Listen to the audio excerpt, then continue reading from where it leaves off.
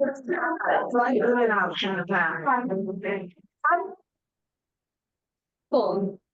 Good morning. Huh? Good morning. Yes. About to send my first call. Yes.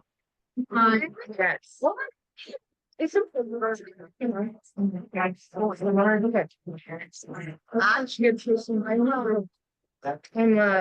it's all written up. She just signed it. I just need to sign it myself and then send it.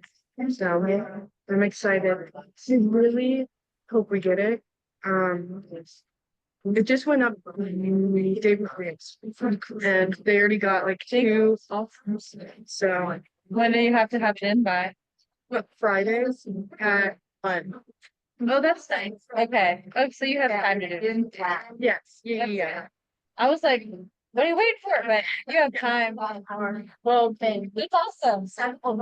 I know, yeah. I'm super excited. I also wanted to check out that baby.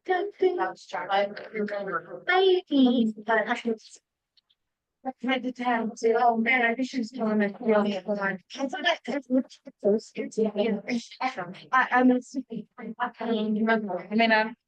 no, you're fine. I mean, I guess I wanted to. Yeah, what is I wouldn't want to do it. This seat's looking look, I'm not getting maybe a patient, but I can't lie about it. We can't. I watched Bethlehem. I saw that lady die. She 39. Oh, as always. I know. It was like a liver transplant. Yeah, she had to go to transplant, and then I guess we can get it. Got started. Yeah. Jesse's fine. Well, I know. Everybody, It's been how's everybody? great. Dr. Roland? Rolling, rocking. We got a really rolling. We got a really packed day, so we're gonna get right into it. We can't do great things without great partners. So I'm gonna toss it over to Bo. Let him say a couple words. Thank you.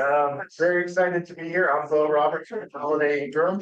I'm going to tell you a little bit about us. For some of you, have to see at least a number of faces that I don't know. So, Wait a second.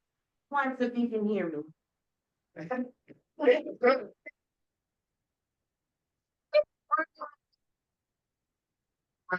To my third grade teaching day. I'm sorry. yeah, I have two older sisters that are teachers, so I know this. Thank you.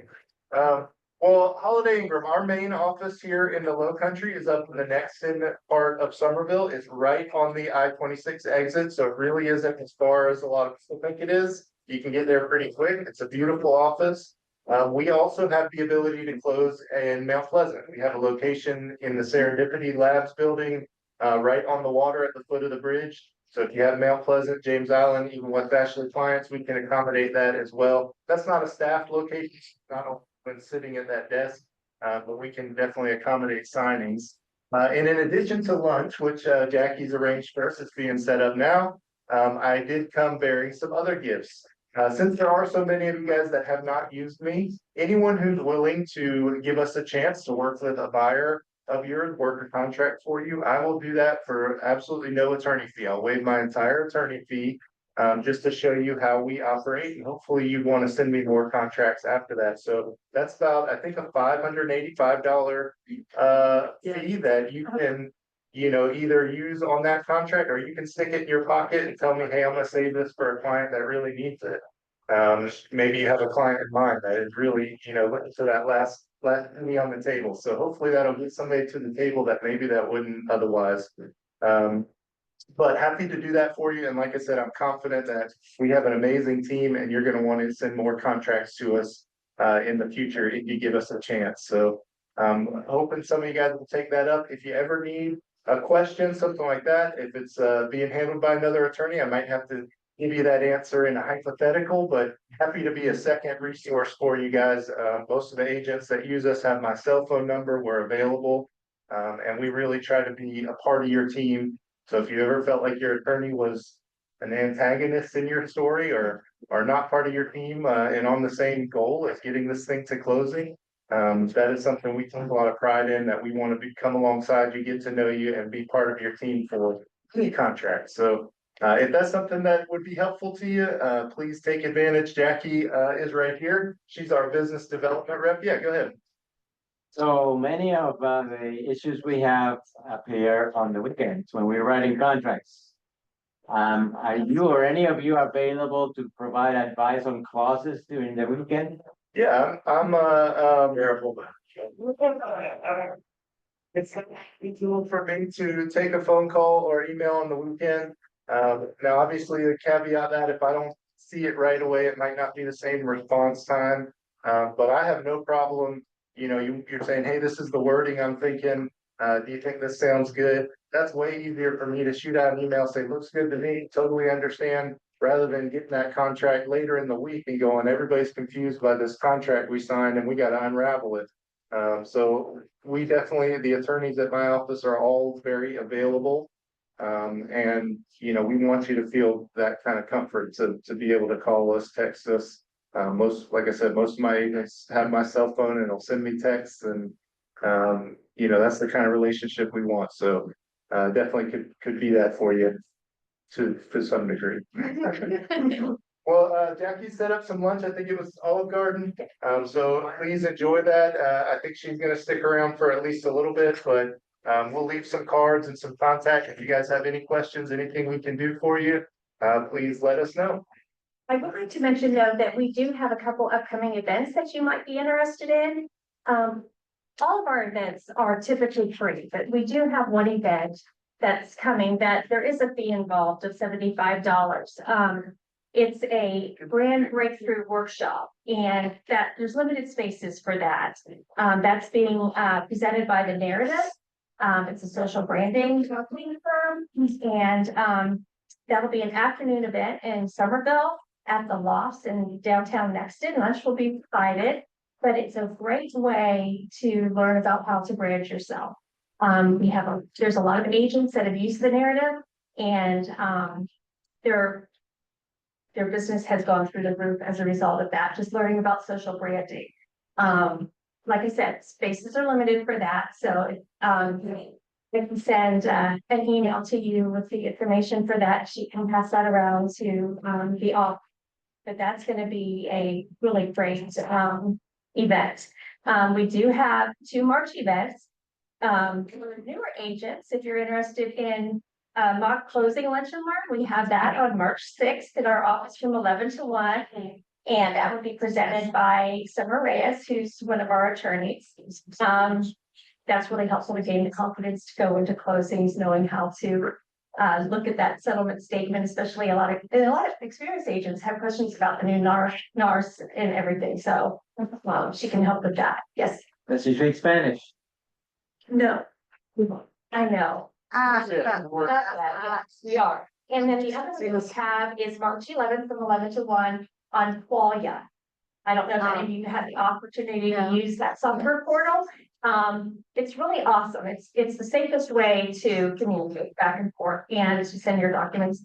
You have access to it in real time. I know I've closed with Holiday Ingram in the past before I ever knew I'd be working for them, and I still have access to that as a so it's As agents, your one account is good for every firm that uses Qualia. So you'll see files, whether it's with my firm or not. And the classes, it's gonna be some tips and tricks, insider stuff, things to make it more user friendly and work for you better. So it's not difficult. I think a lot of people get intimidated by it, and there is an easy way where it's not like you have to remember another password.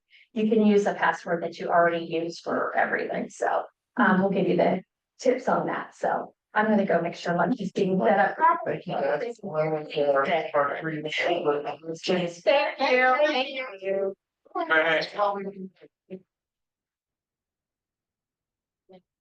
All right, so here's what? Don't forget. Oh, he's got the clicker. So we're so excited about our first team meeting together. I'm giving it so much more fun with so here's what we're gonna do. We're gonna run through a couple of announcements. We got Susie in, she's gonna talk to us about an awesome luxury event that's coming up. And then we're gonna break. We're gonna have everybody go and get lunch after it's all set up, and then we'll right around 12:30, 12:35, we'll be able to sit down and go through the vision slides. Is that good with everybody? Yeah. Awesome. So, like we always do, we'll we always talk about gratitude, yet we wanted to shout out Winnie and Tread at family reunion. I think Winnie won, what? Okay, just go. No, go. Golly. I just spelled a word. So, congratulations to them. Trav is on a panel, a couple panels, I think. Winnie won the KWYP Leadership Award. It's a really awesome honor. So if you see either of them, make sure you reach out, say a huge congratulations. So let's give them a.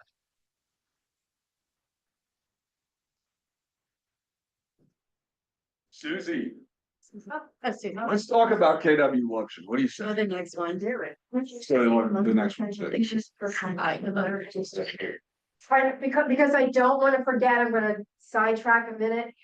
Do you recall about a year ago, something in my spirit prompted to ask you all to write a letter to Mo Anderson's son who was sick? Yes. I don't know why I wanted to do it. It's something in my heart. You did it. And it was amazing. And he responded with a note, and I wanted to read it to you all. Okay? It says, "Dear Susie, it was about a year ago that I received some get well cards from you and the KW agents there in Charleston. I am so sorry I haven't responded prior to now, but I wanted to thank you and those folks for the cards. A year ago, I was in awful shape. Today, I'm much better and during that time there was not a day that I did not think about the kindness of you guys showed me. This is exactly how it said, the kindness of you guys showed me. It motivated me to try to get off of the mat, so to speak. Today I can walk again and I'm relatively healthy. And I have a bunch of people in Charleston who made that happen. I'm eternally grateful. Rick Anderson." So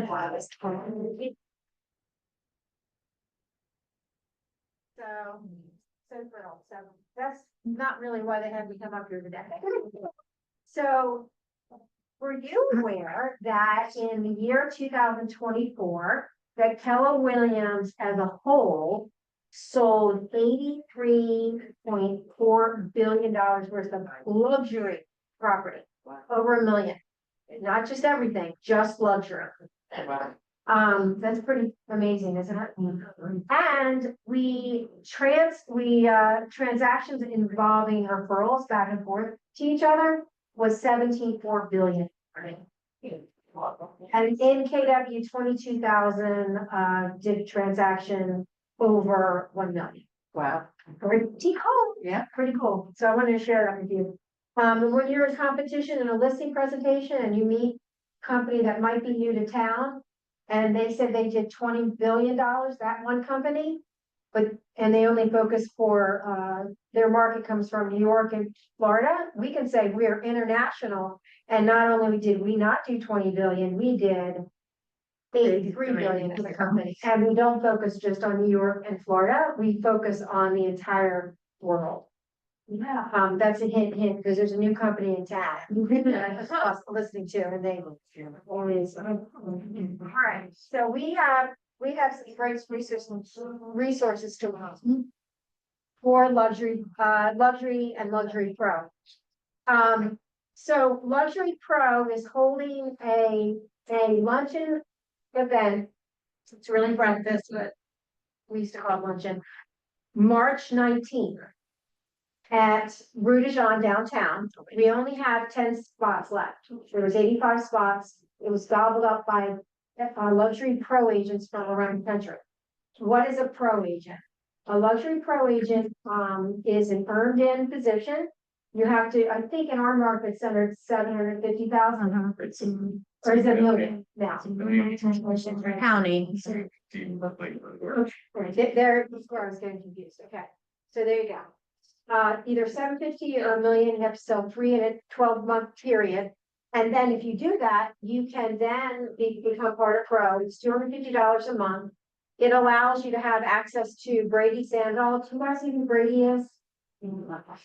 He's like a rock star with Keller Williams and Caroline. They both do a lot of teaching that provides access to us on a monthly basis. We've been taught by him. And then the other thing is, the big deal is this luncheon that we have around the country, we're picked to be one of them. He's been in Dallas, Denver, DC, a bunch of others, Minneapolis. But they'll be here March 19th. We've got about 10 tickets left. It's $150 if you're not a pro member.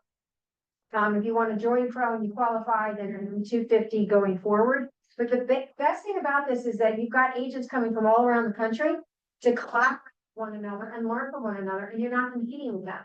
So you would believe the wealth of knowledge that you'll get from other agents. And then we're going to be doing a lot of other things so you can connect. Okay, so did I make clear on what that is on the 19th? Okay, the 20th is a different event. It's a luxury regional event that Erica Sizemore from Raleigh is really spearheading. It's going to be at Charlestown Landing. That ticket is $75. There's only 15 spots left as of an hour ago. And Brady will be there, Caroline will be there. We're gonna have a great panel of speakers. It's totally gonna be worth $75. But if you want to do it, you got to jump on. This These are the- QR code. Yeah. All these people here are they're luxury agents. They're willing to give and teach a lot. So that's really gonna be worth it. Susie, I did have one at the beginning of the week that you introduced us to. The Surprise and Delight class as well. She's coming into town for the luxury series, and she's teaching a class in our market center as well. So this is free.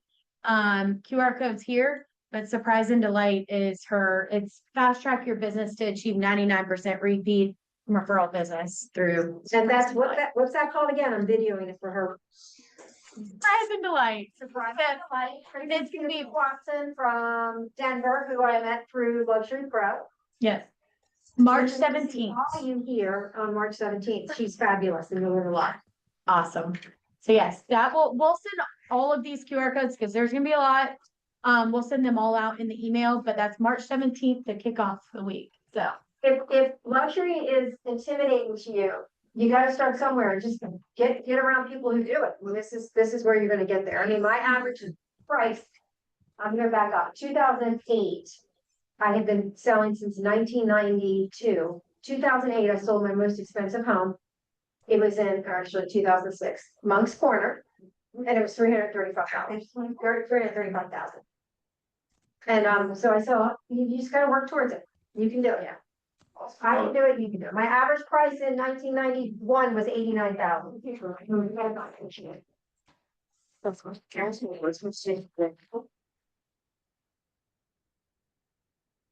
I would say really quickly too, where I appreciate her humility. The Luxury Pro Series just aren't randomly selected throughout the country. This is coming here because of Susie and her lobbying for Charleston and being a great ambassador of the brand. So we're very grateful for that. Thanks very much. Greatest things about the infrastructure, about these trainings, right? We just went to family reunion, go to regional events. One of the biggest pieces to the puzzle outside of the content is the opportunity to grow your business through referrals and referral agent relationships. They're all coming. There's some of the 80 of the largest real estate agents in the luxury space are coming to Charleston, and there's still spots available for you to go and learn from. Right, so there's a huge opportunity, whether you sell luxury, whether you want to be in luxury, whether you just want to rub elbows with people that are doing big things and learn. I think the Millionaire Real Estate Agent podcast that Jason Abrams does had Caroline Hugh, I think it is, on there. She talks about creating a luxury experience for everybody within their day. It is an amazing episode. If you haven't listened to that MREA podcast, just go on there and click through a couple of them. Massive value. But Caroline is one of the individuals who's going to be at this event. You can listen to her on the podcast and then go pick her brain. So there's a huge value in this. So thanks for bringing it. License renewals? Yes, license renewals are coming up. If you're not aware, I always start talking about this typically March. So we're a little early on this. June 30th. We have 2 opportunities right now that are going to be in our offices. We will have additional opportunities coming up, but just so you know, one is Monday. So if you're planning to get ahead on it, it will be in West Ashley, 10 to 12. We also have launch week coming up. This time we are doing it up in Keller Williams Key in Somerville. We have a lot of Somerville agents, so we want to do a roundup there. Launch week, if you are new to KW, This is really a crash course of all things Keller Williams licensing, meeting the leadership team. I'll stop there. And headshots. We're doing some headshots too, so that's fun. Ignite is also going to be up in Key as well. So sign up for that. Ignite. Do you want to touch on that, or you want me to keep going? All right. Awards.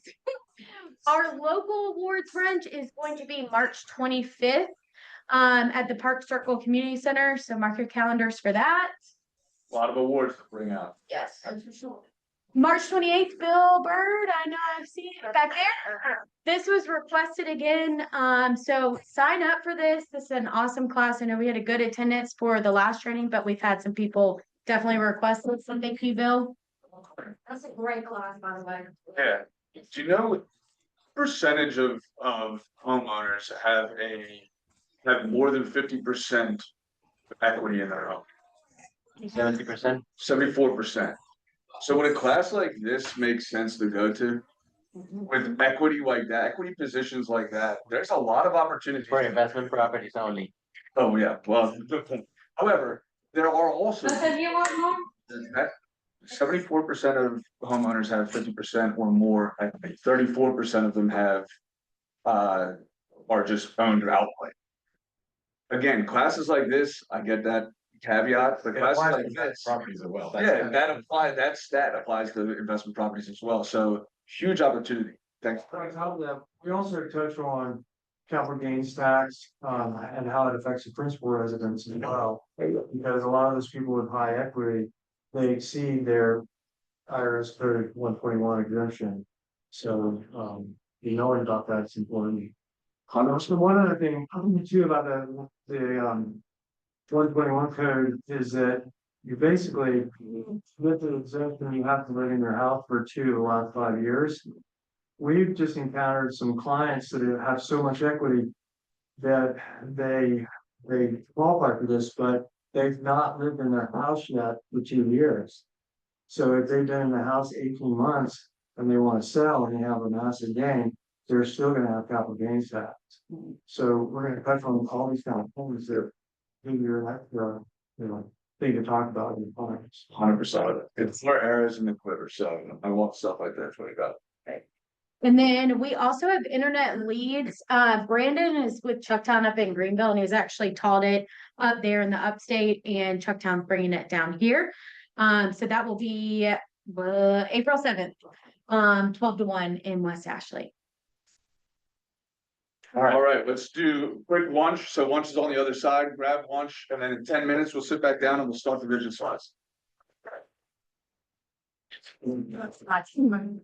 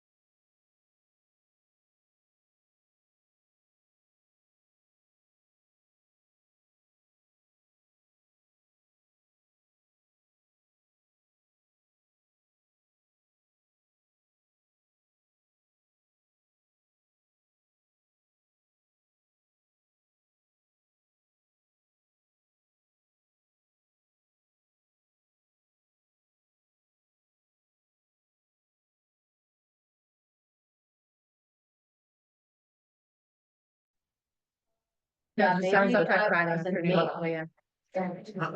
All right, here we go.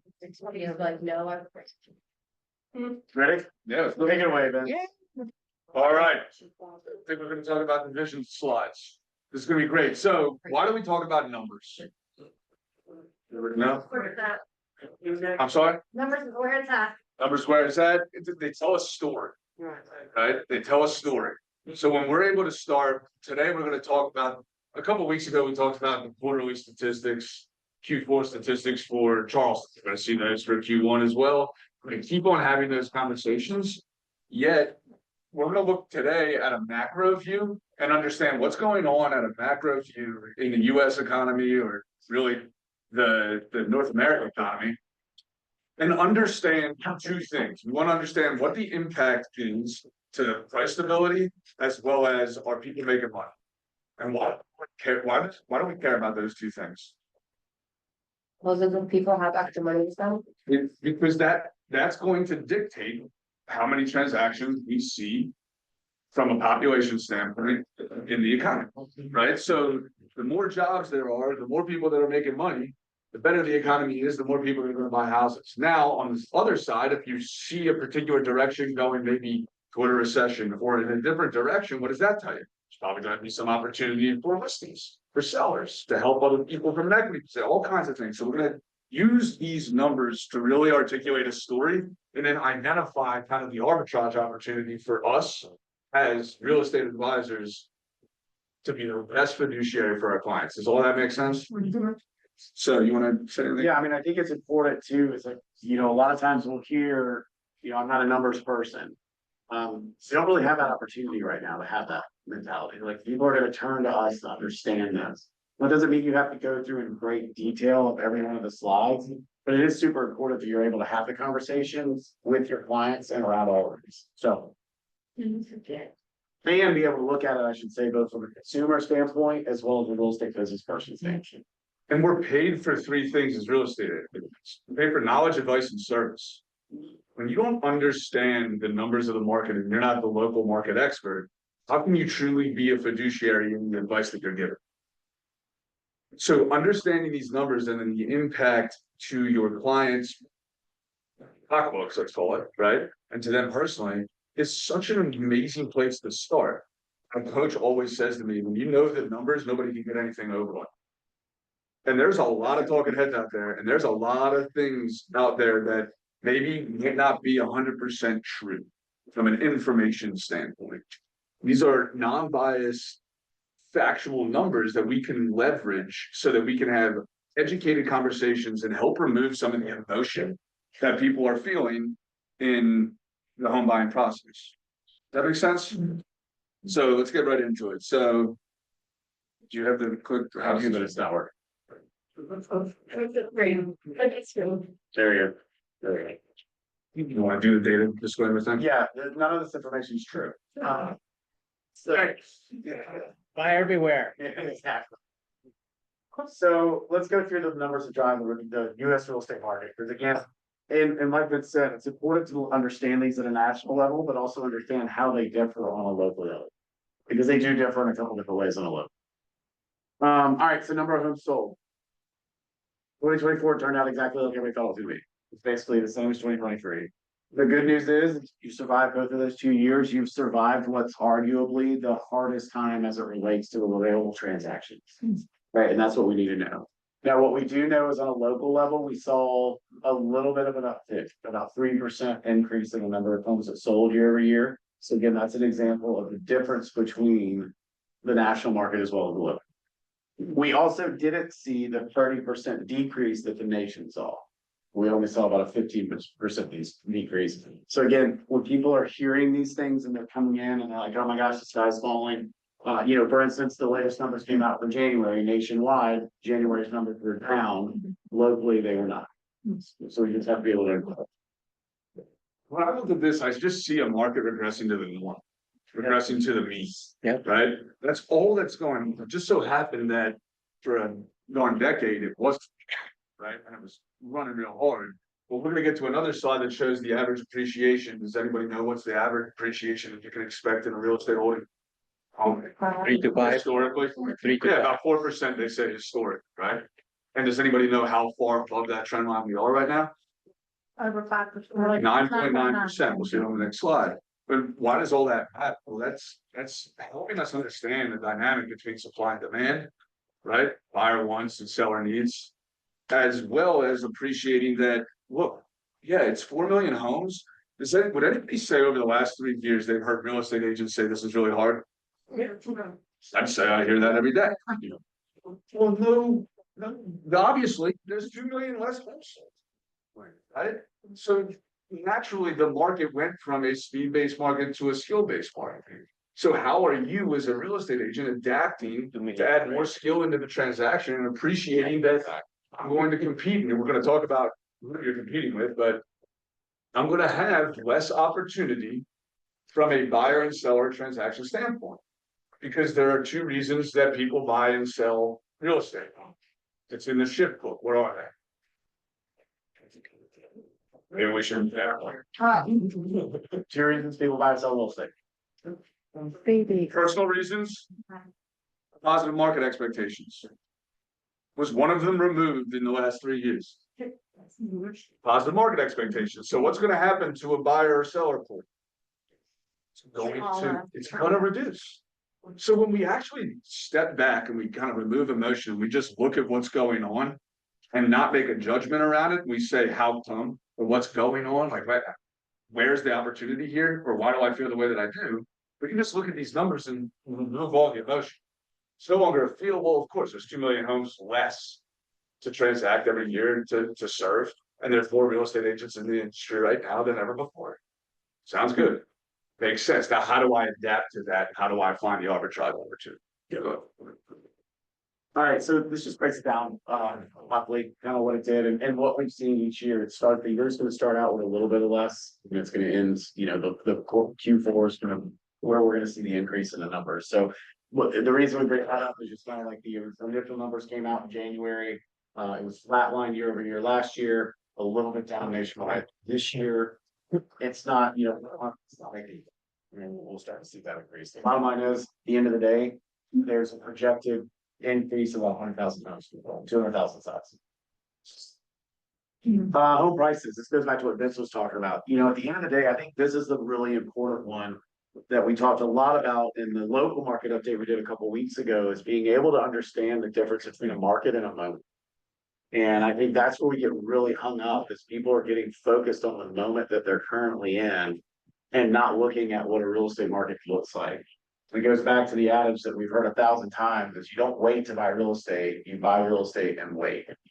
And this chart tells you, going back 35 years, that there really has only been 5 years over that period of time where there was a negative appreciation from the year before only, right? Not over time. So when people are like, hey, I want to wait to buy because prices are going to come down, possibly. But when we'll see kind of the more micro market in a second here, but they're going to come down for a moment, maybe. And that's also very locally going to be specific on a neighborhood, X versus Y, right? Some are not going to see a drop. Some may see a drop because people dropped in 2021 and paying whatever they wanted to get into the house. And yeah, maybe in 22 and 23, they might see a little bit less for what they bought for the house. That's a moment, that's not a market. Yeah. So, and then this goes back to what Vince was saying, we're 9.9% above the trend line as far as what we're looking at from the appreciations. There's not a lot between us, or from a data perspective, saying that that's going to come down very quickly, right? Now, it's going to keep appreciating at the level that it was, probably not, right? We're already seeing it aggressively north, but there's a couple of other variables that do impact this, one of which is going to be inventory, right? Because this is still a seller's market. There are still more buyers wanting to buy than sellers willing to sell. What is that typically going to do to price? Increase it, right? Now, are you starting to see some hesitation in the prices today? You're seeing that from the standpoint of price drops. We're going to get to that, right? But you're seeing that we're coming closer to a ceiling of price, and price is becoming a more sticky conversation. It's not becoming as flexible as it was, say, in 2021 or 2020, right? Where people are just buying anything on a shelf. Yeah, and going back, I'm gonna reiterate this a lot, is the micro market, even the metro market differs from this. Right, metro market, we did this yesterday in the masterminds, when it looked at price appreciation on the rolling 6 months. In the January, saw an overall metro increase of about 3.7%, which is right along that 4% trend line. When we divided it down to specific areas, it was 9.7% in Mount Pleasant. Right, so you've got to, again, be able to translate that information to your client. This just goes back to what I was talking about earlier. I mean, when you look going back 30 years, we've had 4 years where we've actually seen a negative appreciation amount from the year before, and we've never seen that happen for more than a 3-year stint. No one really typically wrong statement. Few people ever typically buy or sell a house because of what they're going to do in the next 36 months. Right, most people are buying it with the intention, I mean, even the survey says the intention of being in the home 7 to 10 years. Yeah. Okay, I'm sorry, 39, 89, 44. Is that, oh, 902,000? That was the average appreciation. Yeah, those are during those years, that was the average appreciation. Typically, this exists when there's some sort of black swan event. And prices are extremely sticky because it's supply and demand, right? This was created from the financial crisis, one of the worst we've ever seen in the history of the United States. But there were other recessions, right? 11, right? There were a couple of other things that have happened, but 9 times out of 10, when you see this, it's because there was a black swan. There was something out of control, right? So we just have to take that into consideration. The other thing, when we were talking about the buyer that wants to wait, right? I would invert the question and understand, well, if you do wait, then what, right? Right, but then I would go back to that. I would say, well, if you want to wait, what happens if they don't come down? Right, then what's the plan? Yeah. Are we okay with that? No, I don't have any attachment to the answer. But we have to ask that question just to understand, okay, so where are we from a risk standpoint? Where are you okay with? Yeah. You can let them know that we can hear him. Yeah, that's what they tell them we can do it. All right, so home prices, again, this is just showing it kind of what's causing each one of those. Like Vince said, there's some sort of event that's happening that's causing, it, right? All right, volume. So this is the one that we talked about a lot before. That's really kind of become distracting because people talk about the opportunity from a real estate agent standpoint. And what eventually says, is, hey, we're saying, hey, we've got the lowest opportunity as far as a unit per agent. Yet we've got the most volume per agent than we've ever had before. I don't really love that because it's like at the end of the day, you can only get so many houses, right? You only have so much control over the houses you can get. And this is a trap that a lot of agents have gotten, where they may have sold less units over the last 2 years, comparatively speaking, but they're making the same amount of money or maybe even a little bit more. So what happens typically in a business that looks like that? Well, they start to spend a little bit more money. But the unit number is no longer there. That's what insulates you from what's called black swan events or market driven events like price. So it's a little bit of a, I don't know what I want to say, like it's a little bit of a, like kind of pull the blanket over. I don't know If that makes sense. Yeah, I don't love it. It's kind of one of those where it's just like you're trying to be a little airy-fairy in an area that we don't have control over this. No. We cannot do anything about this. That we can. Right, we can go out and get units. We can't go cause prices to go up and down in real estate. All right, inventory. So again, how long does it take the homes to sell out? Should no more homes come on the market? We really saw the worst of that as it relates to timing and shortage and why it felt like such a strong seller's market in 2021.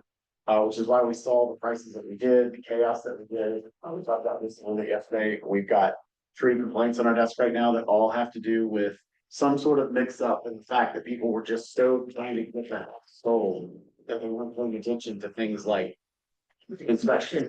And so that created that inventory flow. Coming back up, they say a stable market is 6 months. I think once you get to 6 months, you've pretty much moved to a buyer market at that point. I think we're moving into I think it's really becoming more that 4 to 6 month is the balance market. They used to at one point in time say it was like 6 to 12 months is balance. We haven't seen 12 months of inventory in 40 years. So I think you can anticipate this continuing to increase. Yeah. Right, which is a good thing. There's a lot of different dialogues you can use around that with your clients as well, but it's normalized, it's progressing to the mean. Selling real estate in 2008 or 9. That was fun, wasn't it? You're talking about setting up, you don't want to celebrate anniversaries with a seller. And you were, right? You're 9 months into it saying, well, here's where we are, but it's not necessarily a bad thing, it's just what's happening. Yeah, mortgage rate. So again, this is the big discussion. So with both of the masterminds yesterday. So for those of you who are wondering, what are masterminds? So on the fourth Wednesday of the month, we do masterminds for 5 to 10 million in volume and then 10 plus in volume. And in both of those, when we ask for topics that are the biggest struggle right now, both of those groups said we started with buyer motivation, but it really became with buyer education. And seller education, right? And then having them understand, because people are still saying, well, I might want to wait till what rates drop. Anybody hearing that right now? I just don't, it's not a fixed plan. Right? It's not, because there's nothing statistically telling us in anything right now that that's gonna happen. And even if it were, if it goes down a point, which is huge, it's not happening anytime soon. Go back to the slide before that you talked to your buyers about and say, okay, well, if you wait for this to go down a half point. Price. And Mount Pleasant, that 6 months, they just appreciated by 4.8%. So you saved a little bit on your payment, but now you're paying that much more for a house. Right? And that much more for interest over time because you bought the house at a higher term. Yeah. So, again, this is just broken down monthly what we're seeing. I mean, it's the problem is when we see this. Don't look at the market. We look at this and we're like, oh, well, look what happened. Well, yeah, look what happened. And everything is relative, right? Like every year you're seeing less individuals, less homes with 5% or under 4% rates. That number will continue to shrink. Because there's personal reasons because a large reason that people buy, sell, and invest in real estate is personal reasons. They have to. So that's naturally going to lower the amount of individuals that say the 2-3% rates. We just look at 6 and relative to 3, we see a really big jump. When in reality, it's just a normalization. It's the price of money being 2% is not. We're not probably going to see that again. That's a little crazy if you actually think about it, which is why some of these other indicators were created. Because the price of money, right? So, well, that's why you go back to this one, and I fall into this because I was here back earlier. It's like, well, when I started, it was rah. Okay, well, great. It also had come down from 16%. Yeah. So that's why it looked great. Right now, we're looking at it from going to whatever that ridiculous number was, up to 7%. You have to be empathetic to the people who are not taking the blow from the whole. This is what Vince was talking about. So you got 84% of interest rate mortgages right now are less than 6% of an interest rate. 74% less than 5%. Wow. So it's just what you're dealing with. and these are lower. Every year I've seen this draft, I've seen these two particular spaces, 3 and 4 or less than 3, decrease. Moving away from that period of time, which then makes the conversation a little bit easier because it's further away. This is always a fun one, right? But this is an issue, right? This is a nationwide issue. And this goes to one of those things that you can't really ignore the discussion, but we also have to recognize that we only have so much control over this, right? Because affordability is going to be a problem in Charleston for a while. Because we're not seeing any slowdown of people coming here. And when people are coming here, they call that demand. We can't honestly grow more land, right? And we can only build at a certain rate. So when demand's outpacing supply at the level that it is, one thing happens, prices are sliding. Right? And so that's what we're seeing. And we're seeing that on the level that's higher than wages, which is meaning that so much here. What's interesting though, and we're going to talk about this in a minute, is this, the affordability is based on your principal and interest as a portion of your income. It doesn't take into consideration taxes and insurance, which are also an issue, not so much taxes, but insurance, right? It's crazy. However, you've got to look at the perspective of people that are moving here. the top places from which people are moving are getting a sense of relief from the tax standpoint. They're just saying, we're paying for taxes, and they're like, wait, is that monthly? Yes. Right, like that doesn't make any sense. There is some relief that's there. It would be interesting to compare this is the home purchase affordability, right? Right, With the renting affordability, yeah, see what the alternative is. yeah. And I think they probably would take that into consideration. Yeah, that'd be good. I don't know, be a good one. When we were listening to, like the recording of the vision statement, I think somebody had come up to one of the mega like past master panels and said in that specific area, they only had 19% affordability. Right. Do we know what Charleston County, like Rumpke County, Dorchester County is? Like, is that somewhere we could? I don't Yeah. know, but I'll put it on a note to look up. Okay. I mean, I think they're challenged with. They're normally a year lagging because it takes a while for them to get the data on how it's studied. The Charleston market reports monthly, they show affordability on the index, so affordability is considered 120% of the median income. Ours is like 74. So but that comes out monthly. If you go to charlestonrealtors.com in the market report and the monthly indicator, that comes out every month. I'll This look that is up showing- and send it back out. I like that, but thank you.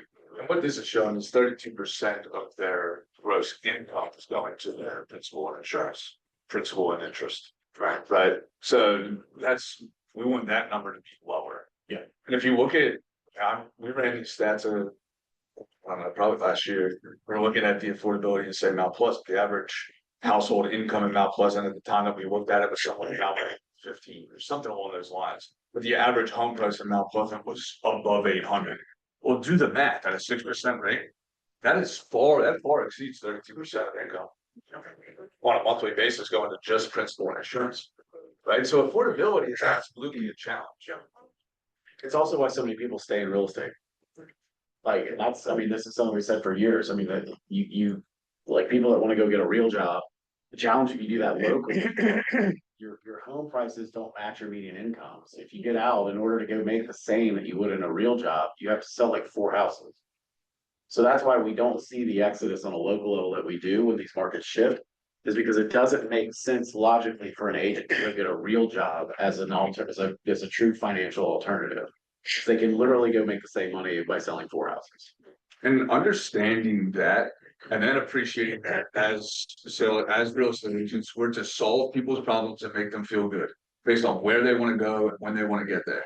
So we have to go to our vendor partners right now and find different solutions like Bill's class, right? But we have to go to them and say, well, what are different solutions that we can utilize so that we can help this problem? Right? Maybe there's a rate buy down. Maybe there's all kinds of different things that we can do. We could also use that to find more clients. Because what do we call them? They're mofers. They call for immediate response. We want a 4% rate in a 6% environment. Give me a call. Sean does this stuff, right? And he'll post on social media or YouTube around how you can play with the affordability. Right, so those are the real estate numbers. Thoughts on that? How do you use that information? Like, what do you do with this first part that we talked about? Talk about it. Talk about it. Talking about it.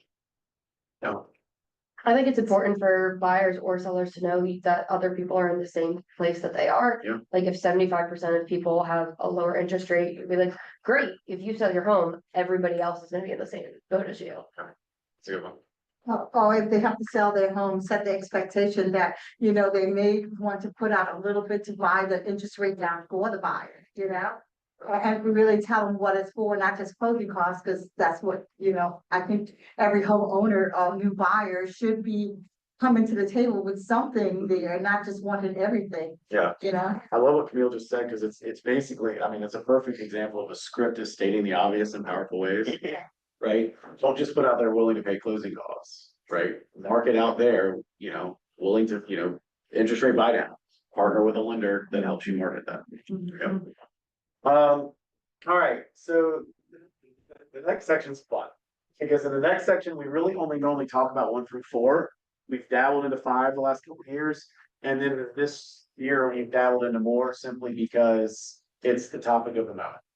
Right? So everything we're gonna talk about is from an apolitical standpoint, which is also kind of like saying, trust me. We're gonna try to make it as apolitical as possible. It's not to really push one narrative one way or the other. It's to understand that your clients are hearing about this. They have questions about it. So you have to have some level of competency in talking, right? The first few are pretty sure, right? Our domestic product, what is our economy doing? It's leveled out. It's been healthy now for 3 years straight, right? You want it to be anywhere from 2.5% to 3%. GDP over the last 3 years is gone from 2 to 2.8. It's where we want it to be. Anything you want to add to that? This is just, all this is showing is are people making money? Yep. Right? Are we growing more money? Are we creating more things? Right? Because the government wants two things to happen. They want to create more money, right? They want to like make things. And then they want what? Price stability.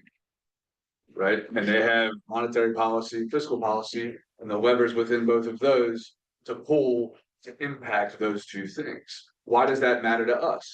Well, when they pull those levers or whatever is going on from the standpoint of people earning money and price stability, right? If we have it or we don't have it, that's going to dictate how many people are going to buy, sell, or so it's going to help us understand how many homes are going to be sold, what's going to happen in the real estate market. Are there going to be people getting laid off? There's a graph here in a second that talks about the unemployment rate. Well, if that happens, then there's probably going to be a lot of opportunity for what? Listings, right? So that's how we're using this data. This just breaks it down quarterly. Again, a recession is defined as what are the two consecutive quarters. So we saw a recession in 22. We definitely saw it in 2020. Economically, there's nothing really indicating a recession. The only recession we're seeing right now is in the real estate market. Because we've had 3, now 4 years in a row where the number of homes sold has gone down, right? So great, yay, we're driving. The good news is real estate is only the one that drives us out of it, right? So if one does come, we can rely on the real estate market to drive us out of it. Okay, Keep driving. keep driving. Unemployment. This is one that's gonna be interesting to watch in 24 or 25. There's two different avenues from which we come on, perspectives from which we come on this, and one is obviously nobody wants people to lose jobs. There's no program that's saying, yay, people are losing jobs. And what we do know is that if unemployment goes up, it could be good for real estate, right? Because it is going to do what the employment goes up. Mortgage rates go down. There's gonna be pressure on rates to come down as they want things to be more affordable. That does not mean that we're cheering for people to lose jobs, right? Now, the other argument could be, well, if people aren't working, they're not gonna buy homes. Typically and statistically, what we're finding are the sectors that are driving unemployment or not sectors that were purchasing homes anyway. So that's not going to have a direct reflection on people's ability to buy homes. So it's just something to keep in mind. The other part that's coming into this is what Doge's impact is gonna have on it, because there are some studies that are saying that if Doge carried out the way that it is, could drive unemployment to 5.5% to 6%. Again, how many of those are home purchasers? Again, we gotta look at this from two different hats. I'm not saying great, who cares what's the job? No, we're saying. And we have to look at it from business people in real estate. What does that mean for us? And if that does happen, how does that impact my clients? Right?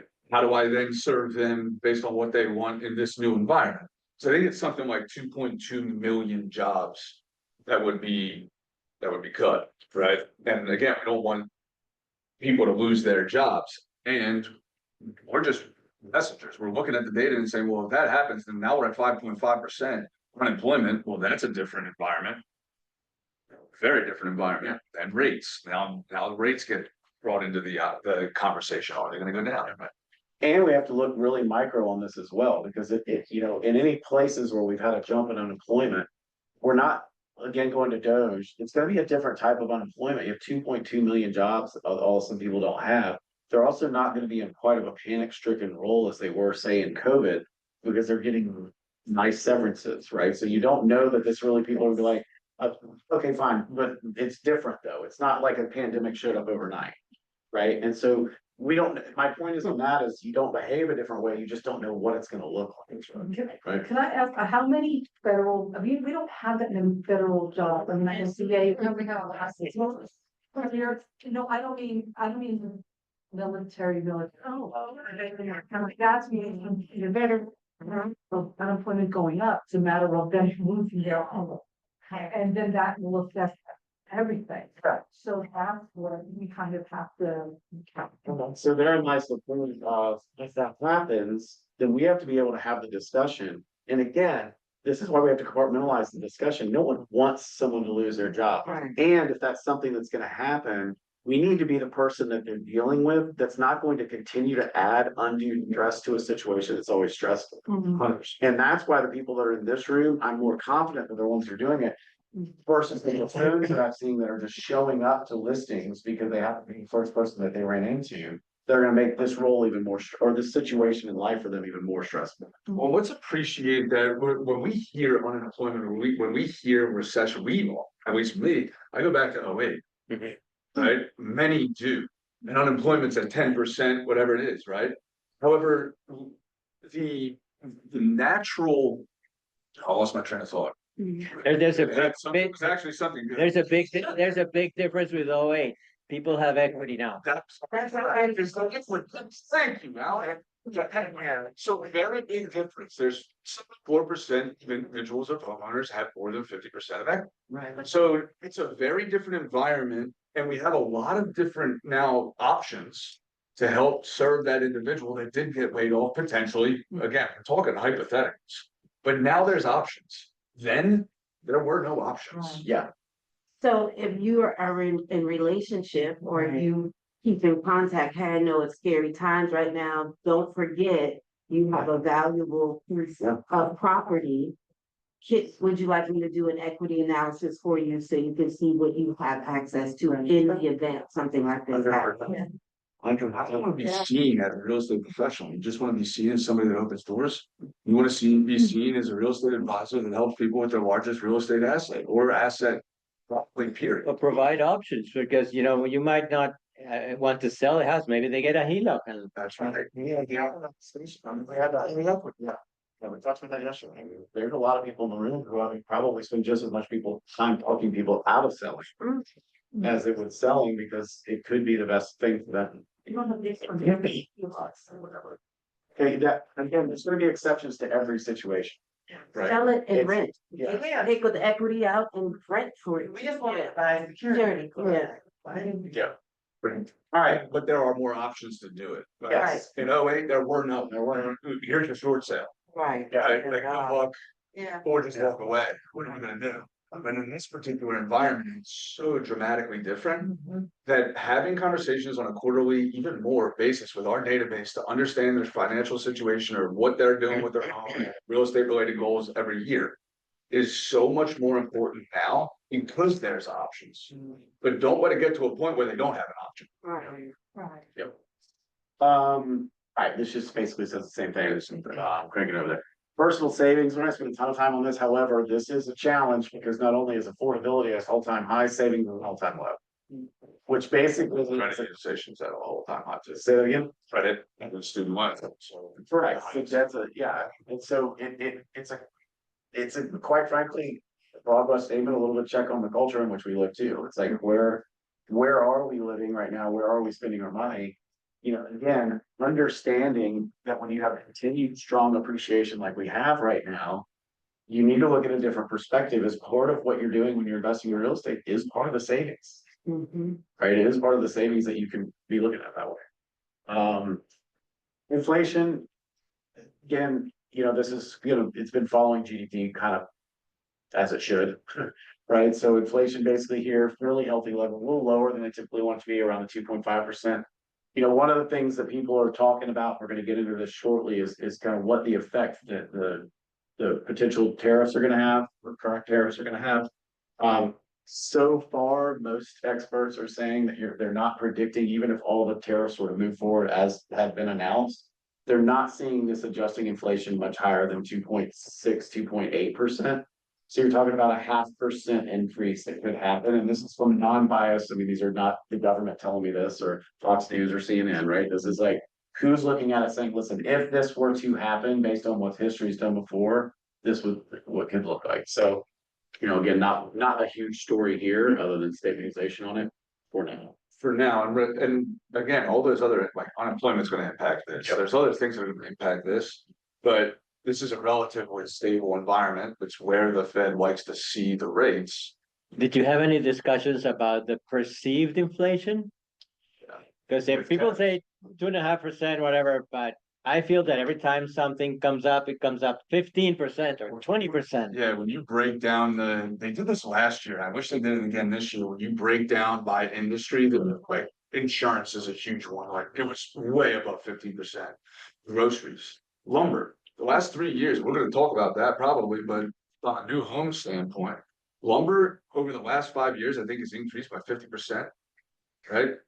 Some crazy numbers. The cost of things in specific industries have raised really high in some things, like are just normal living expenses. If you read the actual CPI reports I get released every month, they actually break it down. Do that? Sector industry. Yeah. We had that slide last year. We ought to pull it out and find another one. But the perception. Yeah. From the public perspective is a lot different. Yeah. That's right. But that's why this matters, because you have to be that lighthouse through the fog contract. Yeah. Because we have to get through the misinformation and all the emotion. We have to get down to the brass tacks. This is what's actually going on.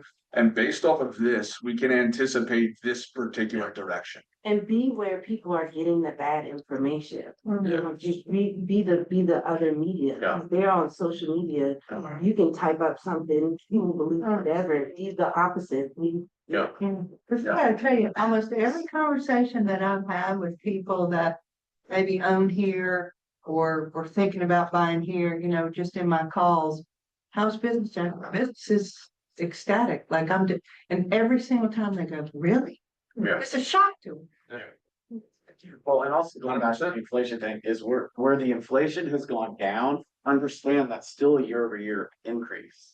So we're still feeling the pain of the huge increase that happened in 2021. We just weren't feeling it too much from a real estate standpoint because we were making plenty of money back then. We weren't focused on it. Now, again, this is still 2.5, 2.1% up from the 7% increase that happened 3 years ago. That's right. So again, it's not like it's come down. It's just started going up slower. It's still up. Okay, economic risks. Couple of these, we're gonna spend a decent amount of time on number one, unpredictable policy, trade, immigration, regulation, spending, natural disasters, internal conflict, or excuse me, international conflict.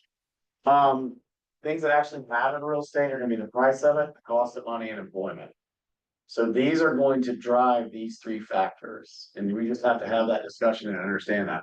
So trade policy, so tariffs are the big thing right now, and there's a couple, we're gonna kind of go through the cycle of a tariff, but I think we need to also understand that the reason this is such a big story now, that we do have to calm down a little bit on, is really what's happened so far. It's nothing that hasn't actually happened within the last 5 to 10 years.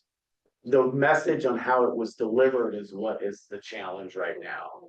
Impact, right, I'm trying to use non-emotional words, right, but the challenge is on inauguration day, a memo goes out saying, hey, no tariffs are gonna happen until April. And by the third press conference on inauguration day, one tariff was already in place and the other two are gonna happen in March. Okay, so that's changed it and it's created emotions to come out, so we just have to look at it. But if you look at the perspective of the specific tariffs that are gonna impact us, which is basically China, Canada, and Mexico, China's gone into place. It was already gone into place in 2018, so it's just a 10% increase on that. So it's really not that big of an adjustment, it just happened so quickly. We're freaking out about it. Now, the challenge is, it was specifically, part of it was on steel, the initial one was on steel and aluminum. Right, so that is gonna have some sort of an impact on construction costs.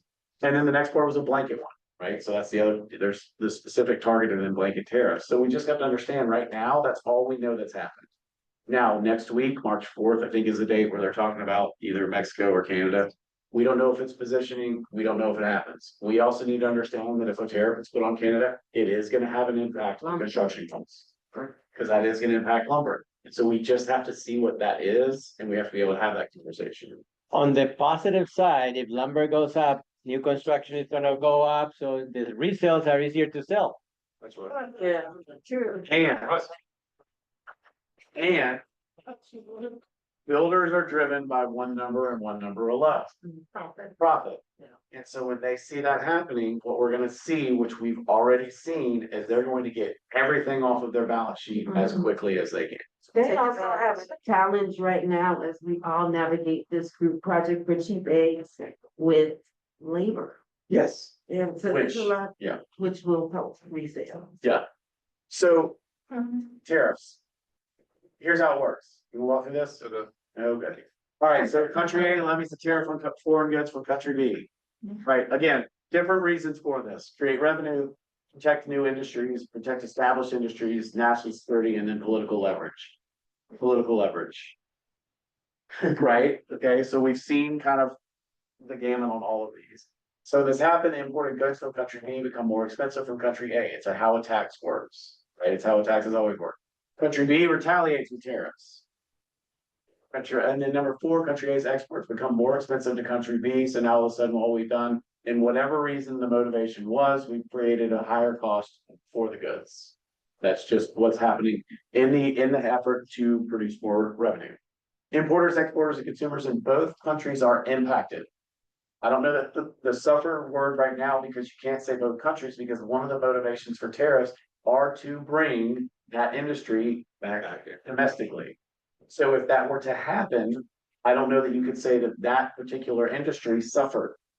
They would have been impacted at that point. Overall trade fails. I feel like that's a blanket statement that's probably not fair. I do believe that that may be a part of this as a political as it should be. Because we don't know, because quite frankly, we haven't given tariffs a long enough time to see that, because of whatever pressure is causing it from one way or the other. The economic downturn occurs, again, because costs go up and then calls for protectionism. This is the cycle we're going through. What does this mean for us? It means something's gonna happen, we just don't know what, right? And it is hard, there's another graph, it is hard to see how costs don't go up for the consumer. So I don't know, there's not a tremendous amount of proof that the company or the corporation or whatever it is going to burden that additional tariff and not just pass it on to the consumer. That's the problem, right? That would be the challenge, because now it's right back to the consumer. Now you're having conversations around wages, wage growth, the whole 9 yards. So we don't really know how this will impact, but it's something that we have to pay attention to and adapt to, for sure. Yep. Yeah. This one's interesting. By the way, we are gonna run over time wise, so just give it, if you have to step out at 1:30, just sorry. We're gonna get sure as much as we can. You know, this is kind of fascinating of the sources of government revenue. I mean, tariffs are what grew the country. Now, it's also easy to say back when, what was the budget at the time, 19 million? Yeah, when it took During this time, it was like 19 million or something along those lines. it took $19 million to run the country, you could get away with that coming from tariffs. Right now, when you're operating a country at a $1.7 trillion deficit, you need more than tariffs going in. So, Which is, and it's interesting just to see from a history standpoint. Remember, history repeats itself. Right, so you're looking at the trends, and you're looking at okay, well, it started with tariffs, and then because tariffs didn't suffice, and the company or the country grew, and the operating budget grew astronomically, what had to happen? Well, they started to levy income tax, state tax, or sales tax, things of that nature aren't on this graph. It's a federal conversation. Yet that came into play, right? At state and local levels. So it's just interesting to see how, like, the evolution of where the money is going.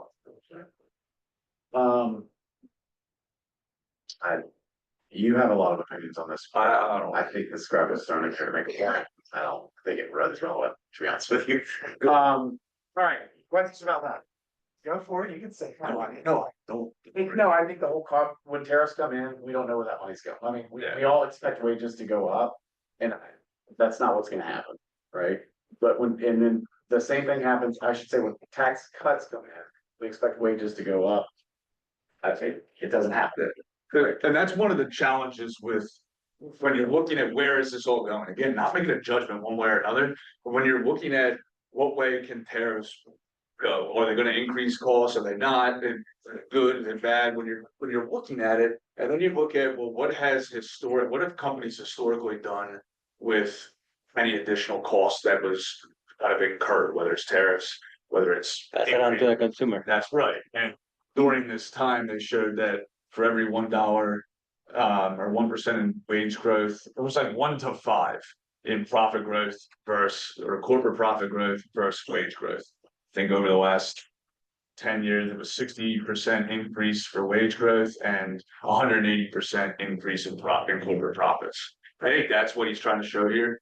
I do think that probably wasn't put it here in a very apolitical way, but yeah. All right, thoughts on that?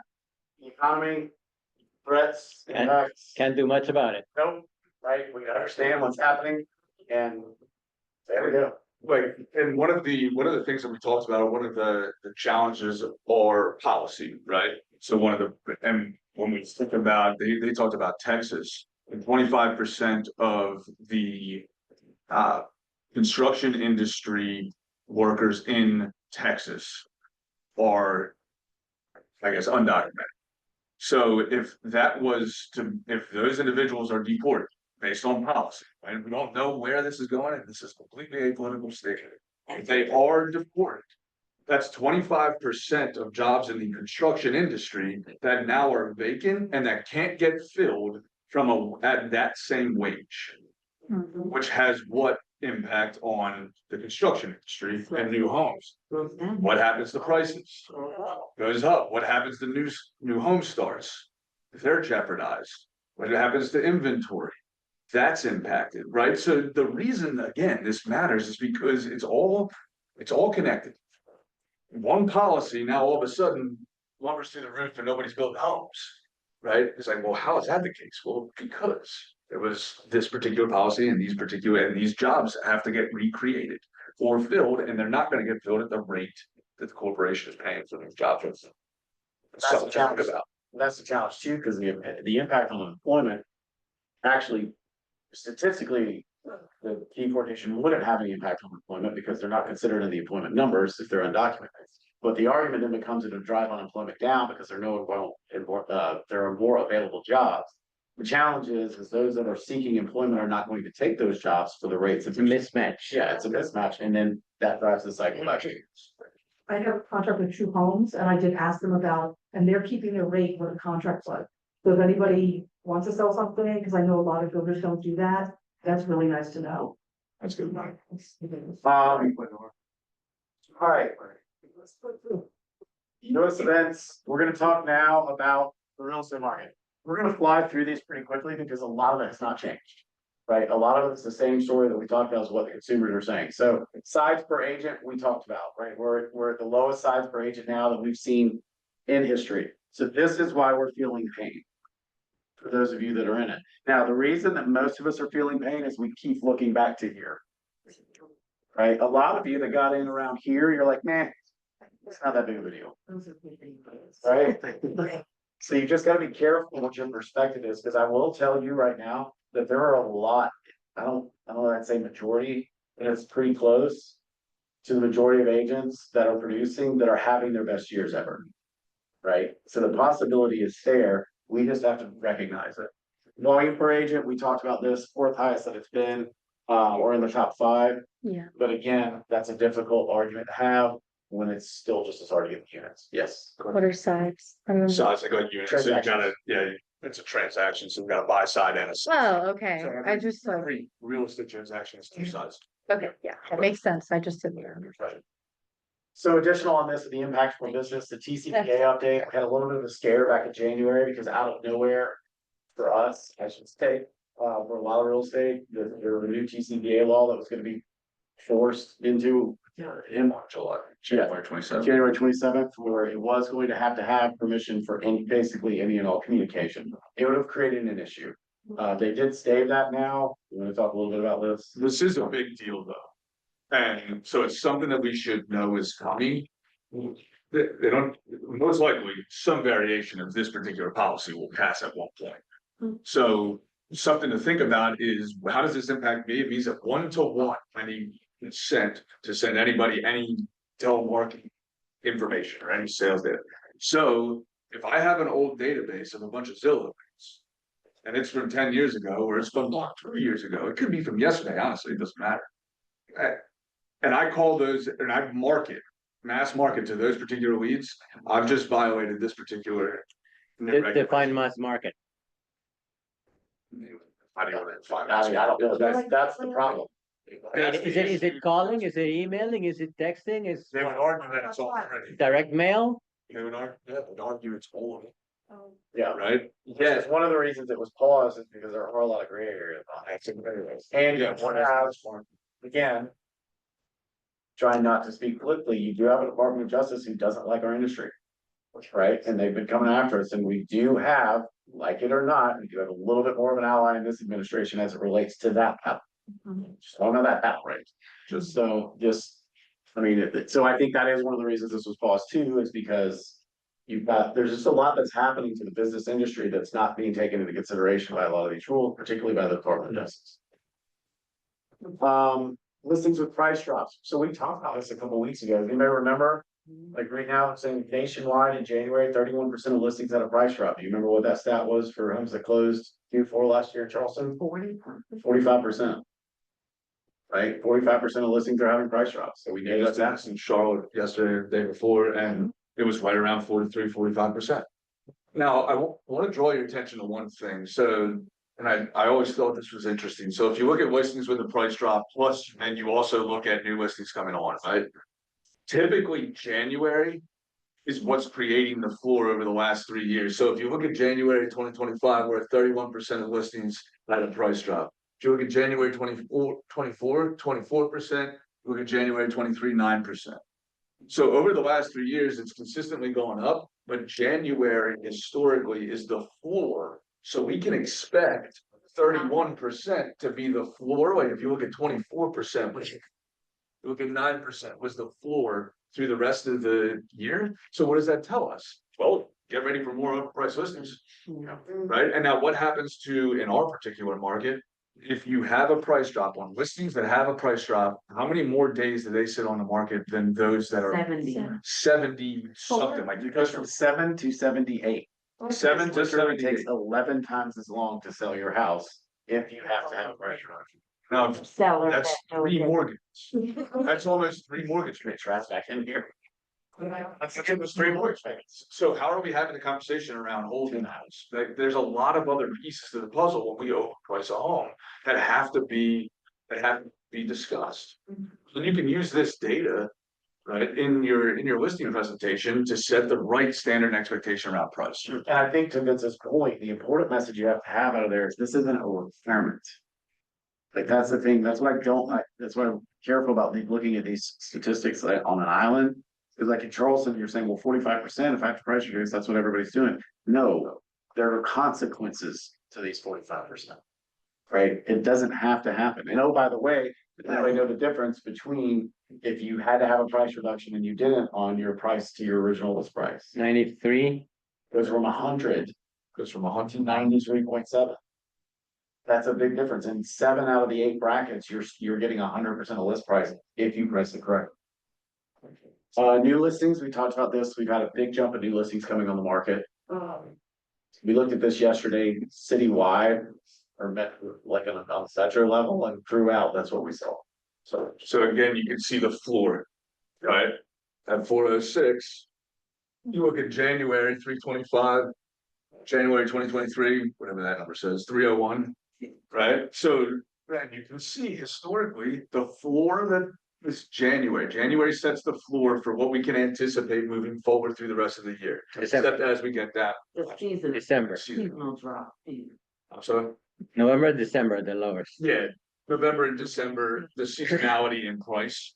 Yet there's still, you can still see that's moving forward through the, let's call it the busy season. You can anticipate a higher, you can anticipate above in January, yes, correct. And then you do get into seasonality. What's interesting is the seasonality doesn't show up like that now. Which one? This, yeah, doesn't show up as bad, Yeah. right? It comes down a little bit here, comes down a little bit. Yep. Joseph, that 94% of asking price to the price drop, is that original list price or? And it's 98.3% of reduced price. Distressed sales, not really a story right now. That being said, I see is people's understanding of what a distressed sale is. Going back to the discussion before, people just hear short sale, they hear something like that, they just think that that's what it is. You still got that opportunity. If people even they got behind in their payments, they don't necessarily need a short sale. Right? The short sale is only happening if it's sold short of what you owe. Not selling short of having made payments. And I think you get a lot of people that mistake that, yes. Just a reminder, there is a lady at Weeks named Tommy Dinkins, and she is wonderful. She's working with a gentleman who just happened to get my name from another guy. And hopefully we're gonna get him out of his house, but y'all really ask people what they're doing. Yep. And she's been amazing. There's probably not a person in Charleston who's animal short sales in it. She's been amazing. Tommy Dinkins. Tommy Dinkins. And it is a lady, Tomi. Again, underwater homes, not seeing this, we didn't have the stat of equity in houses, but again, you're showing 1.8%.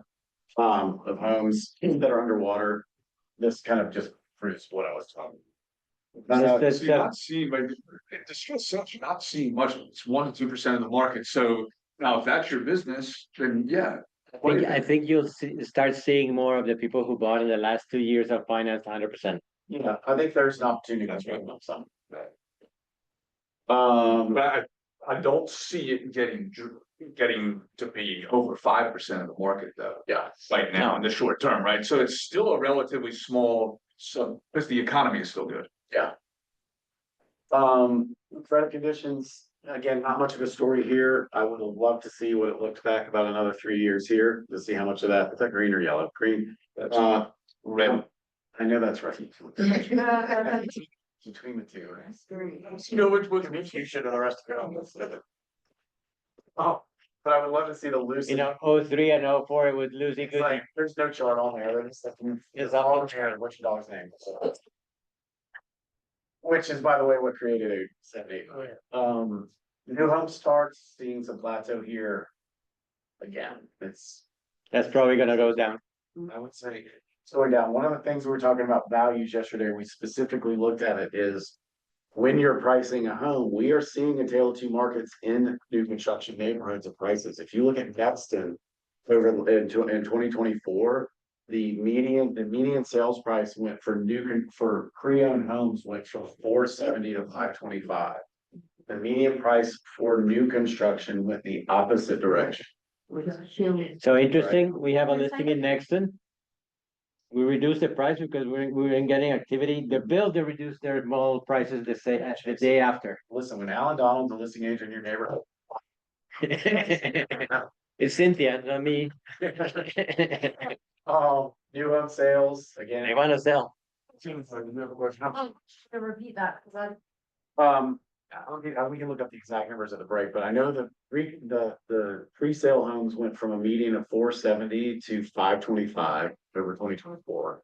And new construction median it was almost the exact flip. It went from, it wasn't quite 525, I think it was like 505 down to like 480. And interest rates, and they also offer lower interest rates. Yeah, well, anyway, $30,000. They all have buy downs. They all have buy downs on that, which is interesting because they're giving a lower price, but then also giving concessions. Yeah. They're just moving money in their pockets. Like But the house. they're able to do that because they'll leverage the loss, right? What does a builder want to do? They need to move that. Move inventory. If everything for a builder is about pace, how quick can I get this asset off my balance sheet so I can pull in more cash and then get that off my balance sheet, right? So again, some of those events that we talked about earlier could have a relative tariffs and mass importation could have a relatively large impact on the construction industry, given the makeup of the construction industry as it sits right now, right? So again, our new homes, we haven't been building enough homes. There's still a supply challenge and an inventory challenge. Are we creating that many more people? I don't know the stats of that, but we're a lot less birds now. Why? But we also have. Well, we are, right, for the local, we have the top 5 counties of people moving in. Same here. Yes, that's micro. That's more micro. What I just said was more micro for Charleston. However, if you look at like Austin, Texas had a pretty big housing shortage, so to speak. They built like crazy over the last 10 years and they overdid it. Now it's a buyer's market and it's a crazy market. Yeah. And that's a leader, it is a leading indicator. You also got more people entering prime home buying years, millennials and getting To an extent, yeah, but the home buying year, like that first time home buyer is no longer 32, like they were. 37. Now it's 37 or 38. 38, right? So 38. yet there's also other variables there too. there's a slide on here that says student loan that's highest it's ever been, right? And we just looked at the affordability. Oh, here, this. So there's that. That was forgiven. No, yeah, that was rejected. Oh, goodness. Some of that, some of that. Some of that. All right, we're gonna keep going through these. So student loan debt again is a thing, right? You've got student loans in the trillions versus other consumer debt. I mean, it's coming up there. It's what's that? Almost 30%. Crazy, crazy. Home insurance, this is an issue, particularly on a local level. Because that's not taken into consideration on affordability. Affordability only takes into account principal and interest. It doesn't take in taxes and insurance. So, you know, this is something that we're having to look at. So, and what are you doing with your clients to help them with that problem? Right? We have to solve problems, make people feel good about it. When you solve a problem that's serious to somebody else, you become massively valuable. Right? And they'll probably refer you. So we're seeing problems. Like affordability is a problem. Go solve it. There's a problem with the cost of insurance. Go solve the problem with a vendor partner. Right? So not everything is solvable. This is what's showing us where we should focus. I'm gonna jump ahead of luxury because we did talk a little bit about it. And next week's or 2 weeks is good to come to that because they're gonna talk those stats in there. I want to get into this. Okay, yeah, no. Industry. Okay, industry news. Profiles. That's what I was trying to get to. I'll go. Bear with me here. All right, so let's talk about home buyers and sellers. Let's wrap up with this over the next couple of minutes. Again, first time home buyers, 24% of the market last year, so it's still a decent part of the market, not like it was. Again, you're seeing people later in life purchase. It's just a fewer amount than a first time home buyer. Keep in mind, you still have 4.1 homes that sold. Right, so it doesn't necessarily mean that just because first time home buyers aren't purchasing, that nobody is. So this is interesting. I didn't really anticipate that. Yeah. Over 32 to 24. I don't know why, right?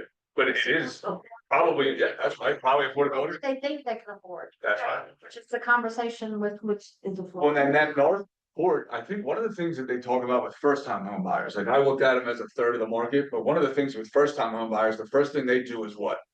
Go to Zillow. No. They actually don't. That's what every other buyer does. The first thing that a first time home buyer does is they look up how to do it. They look up what is the process to buy or sell. Well, buy, right? So if that's the case, and I want to target new home, first time home buyers, what should I do? It's logical. It's super logical, right? So what the team find a gap, figure out a solution, mass market the one solution. It's Well, target market solution. target. And look, you're 24% because what we find here, what we'll see later is what they want from you overall as buyers is not that, right? It's to find the home. So fine. So, primary reason for purchasing, again, there's still a home ownership desire and then larger home, closer to friends. I mean, your big driver is the owner. Right? Weeks in home search, this is kind of stayed consistent, you know, they're at 10. So again, you know, it goes back to Gene Rivers, was on a panel and he said, we're working with a lot of fake home buyers and a lot of fake home sellers that are really messing up the market, right? And if you're out there with a fake buyer, all you're doing is giving false hope to a seller who that buyer looked at their house, right? So if you're at 10 plus weeks and you're still looking with a buyer, do you have a real buyer? And I know that everybody's like, well, there's this one. I get that, right? And like, make sure that you're having buyer consultation with them. We talked about this yesterday. How many of you have a buyer right now that want to go looking, but not sure if they're gonna put their house on the market yet? Right. And that's a tough one. Now, the reason it's a tough one is because they are not educated on what it looks like to sell their house. That's right. So have that education with them on selling their house first. First steps in the buyer process, again, this is, you know, to Vince's point, first step in the first time home buyer process is how to do it. Everyone else is looking for properties. So based on who you're targeting. Again, not much has changed in these. Information sources that buyers use still at the top are gonna be real estate agents. And then they go to mobile tablet search device. Are you driving them to you to search? Now, again, I'm not dying on that hill. As long as you have the relationship for the information. Jane and I've had this discussion quite a bit. I'll just put it out there. 'Cause a lot of people are like, well, don't use Zillow, use mine. Don't use those scripts. All you're doing is telling them they're wrong. Right? Come alongside them with however they're searching, and if you can provide them different information with yours, great.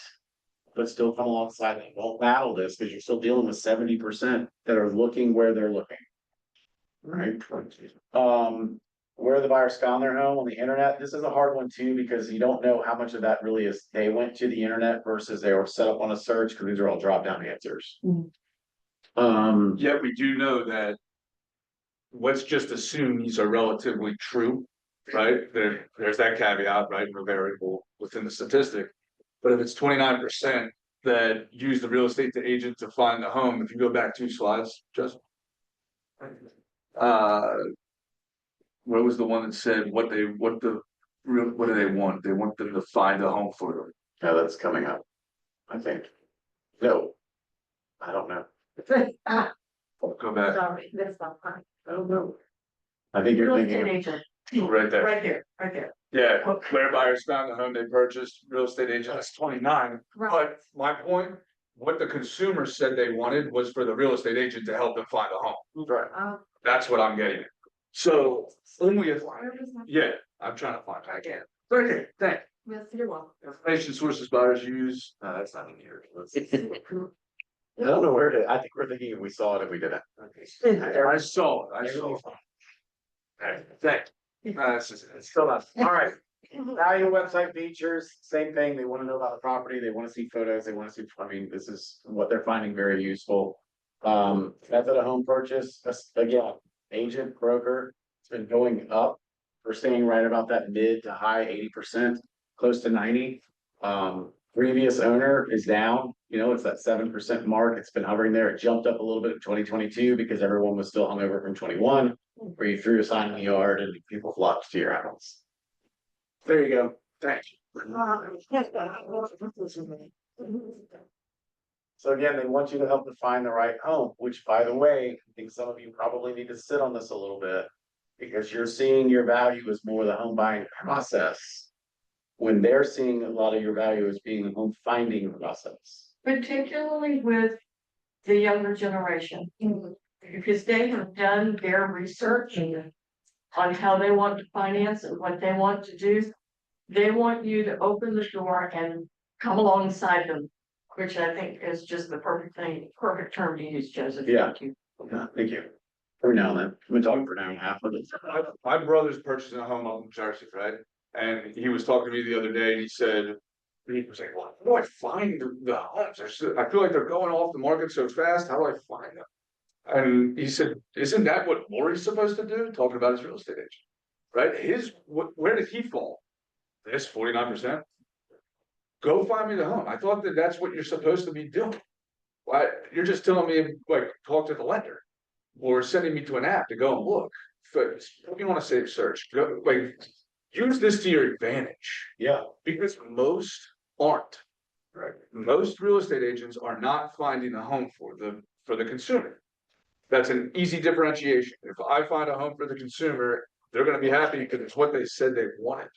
We keep doing things for consumers that we think they want, even though the data is suggesting that they don't want that, and that they want us to do something else, but we refuse to do that something else. Yeah. All right, how they're finding us, saying the same, referred, used us before, then it goes acquired about a specific property online. They're staying consistent over the last 8 years. Buyer interviews, you got a 75% chance of getting it by being the first person in the door. Right? I mean, be the first person in the door. If you're the second person in, you're still at a pretty high percentage, be the first. The way I look at this, 80% of the time you're competing with just one person. Yeah. So this idea that there's 150,000 people or 1.5 million real estate agents or 6,800 in Charleston. Not 80% of the time you're competing with one person. One real estate agent. And the only different perspective I would add to that is you're competing with them to get the appointment. So that's why it's so Because you want to be first. to get the first appointment. I don't want to Right. be the one who did the 4 interviews. 'Cause Correct, I didn't yeah, know yeah. that Well, let's be honest. Buyer is that's not a 10-week buyer. That's a 24-week buyer. About 4 or 5 words in Washington. Say what I'll say here one time. I'm not the one. Well, actually, fun factor, again, these are drop downs and experience, I would also say is knowledge. That's right, because again, you've got a high percentage of agents that are producing a high level right now, and it's not based on their experience, it's based on their knowledge. How they're seeing their home, is it a good financial investment? You've still got, you know, well, I love the don't know, 15% don't know, like, why are you asking those people? You have an opinion one way or the other. 80% said it's a Financial investment. yeah, it's a better investment than stocks. Probably so. I'm curious to see how many people answered that second one, no judgments, sounds judgmental, maybe it is. How many of them either own stocks or real estate in that question, so. All this is showing you is that real estate is still a good investment, and If people the see public that. perception is that it is, Yeah, right? Most. yep. All right, who would use their agent again? Again, never fails, 75%, 73% would use them again. What's fascinating to me about that is the number keeps coming down. This number, where am I? This one is 73. It stayed relatively, but I've heard statistics up around 82, right? And I read a book the other day that was talking about 80% of salespeople. This is industry wide, not just real estate, but 80% of salespeople or businesses say that they provide an above average and above satisfactory consumer experience. 8% of clients, of consumers, said that whoever it was that they used provided an above average consumer experience. 80% of business owners say I do it.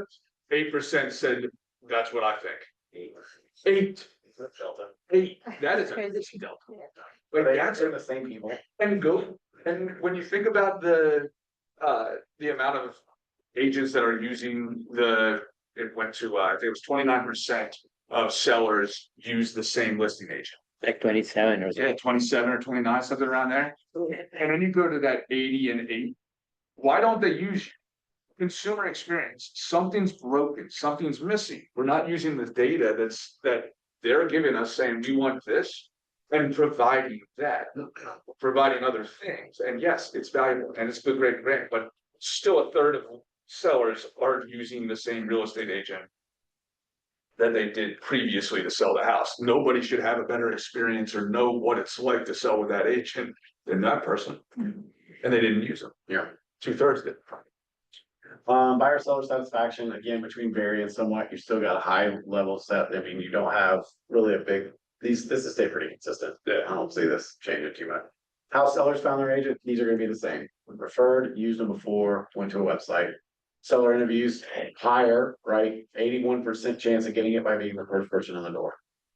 So make sure you're the first person in there. What they want, help seller market their home to potential buyers. So again, what is your conversation? Are you targeting what you know their wants are? Help them price it competitively, specific time frame. Again, you kind of know these from your needs analysis that you're doing.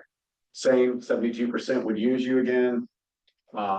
If you add them together, you're at 87% that would use you or probably use you. It's a very small amount that probably would not. Method used to sell a home, sold used to agent, 6%, the lowest it's been in 8 years now with for sale by owner.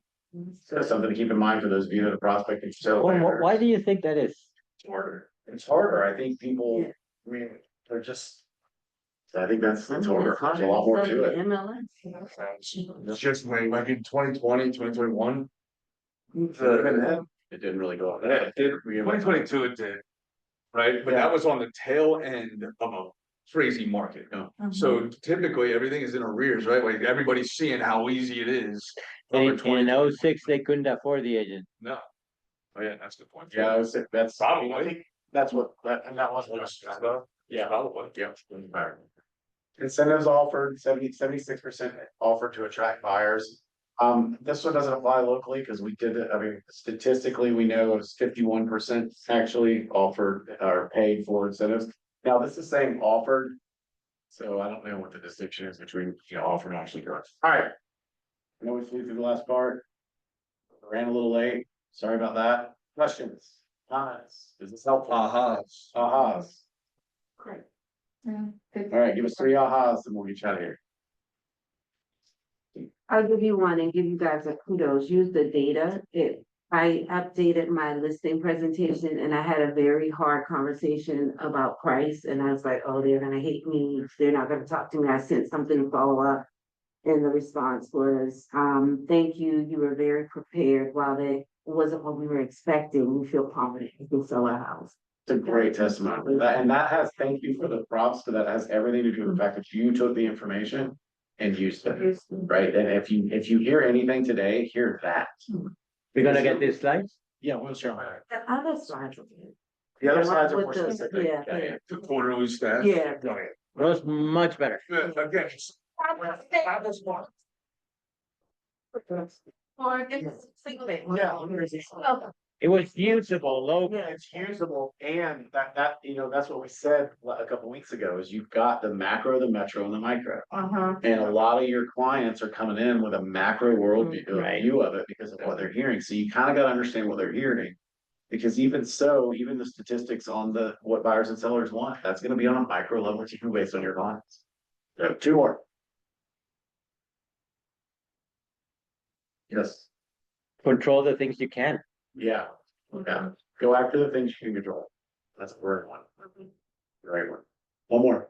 Well, to me, they're still business. We're still business. People are still Good. living and buying and dying and having babies and people are getting old, need to get out of their house. There's just stuff out there. We just have to do that. Based on our activities. It's simply based on our activities. Having babies? No. The house, the 450, Hanahan, a little bit of North Charleston, possibly a Deuce Creek. They love James Island. All right. Detached. All right. Thank you guys. Appreciate y'all. Thanks. Playing, thank you. It's so good to see you. Every month, 5 minutes. They're putting up only 100 pages. It's